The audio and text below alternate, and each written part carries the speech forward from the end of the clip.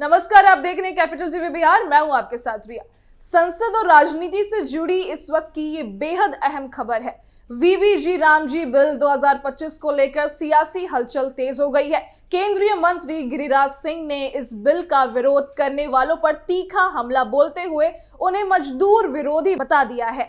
उन्होंने साफ शब्दों में कहा कि यह बिल श्रमिकों के हित में है और सरकार किसी भी दबाव में आने वाली नहीं है। साथ ही गिरिराज सिंह ने बांग्लादेश में मौजूद हालात पर भी चिंता जताई और सभी राजनीतिक दलों से एकजुट होकर राष्ट्रीय हित में आवाज उठाने की अपील भी की है। लेकिन सवाल यह है, क्या इस बिल पर सियासी टकराव और बढ़ेगा?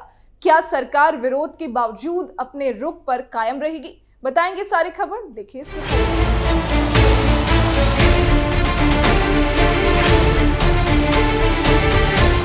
बिहार में वीबीजी रामजी बिल 2025 को लेकर राजनीतिक और नीतिगत बहस तेज हो गई है।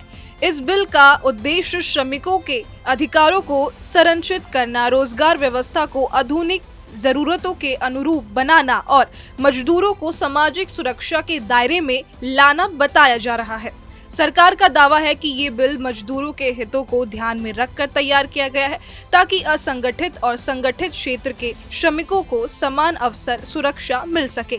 वीबीजी रामजी बिल 2025 में श्रम कानूनों के सरलीकरण, नियोजन प्रक्रिया में पारदर्शिता और श्रमिक कल्याण से जुड़े प्रावधानों को मजबूत करने की बात कही गई है। केंद्रीय मंत्री गिरिराज सिंह ने वीबीजी रामजी बिल 2025 के संसद के दोनों सदनों से पारित होने के बाद इसका विरोध कर रहे संगठनों और राजनीतिक दलों पर तीखा हमला बोला है। एनआईए से बातचीत में उन्होंने कहा कि इस बिल का विरोध वही लोग कर रहे हैं जिनका मजदूर वर्ग से कोई सरोकार नहीं है और जो केवल राजनीतिक स्वार्थ के लिए सड़कों पर उतर आए हैं। केंद्रीय मंत्री गिरिराज सिंह ने कहा कि ये कानून पूरी तरह से मजदूरों के हित में है।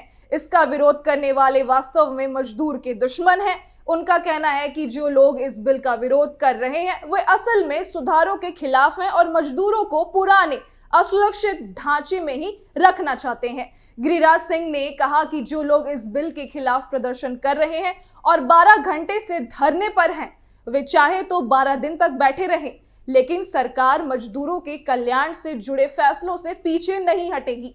उन्होंने दो टूक शब्दों में कहा कि ये कानून मजदूरों के अधिकारों, सुरक्षा और भविष्य को मजबूत करने के लिए लाया गया है और सरकार इसे किसी दबाव में आकर वापस नहीं लेगी। उन्होंने कहा कि जिन लोगों ने कभी मजदूरों की सुध नहीं ली, वे आज उनके नाम पर राजनीति कर रहे हैं। सरकार का मकसद स्पष्ट है और वह मजदूरों के हितों की रक्षा के लिए प्रतिबद्ध है।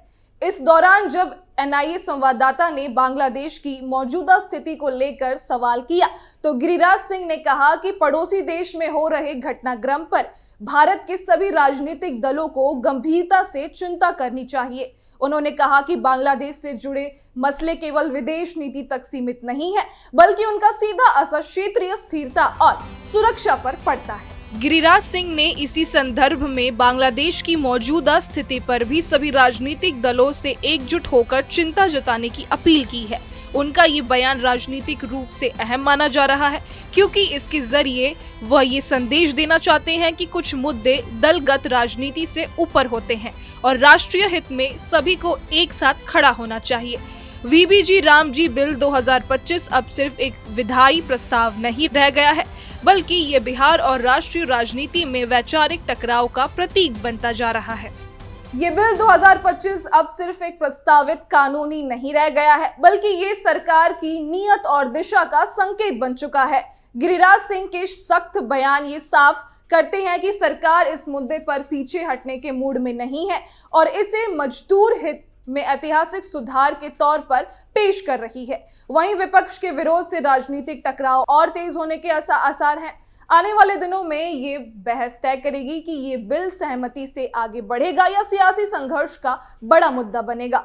फिलहाल के इस खबर में बस इतना ही। देखते रहिए कैपिटल टीवी बिहार।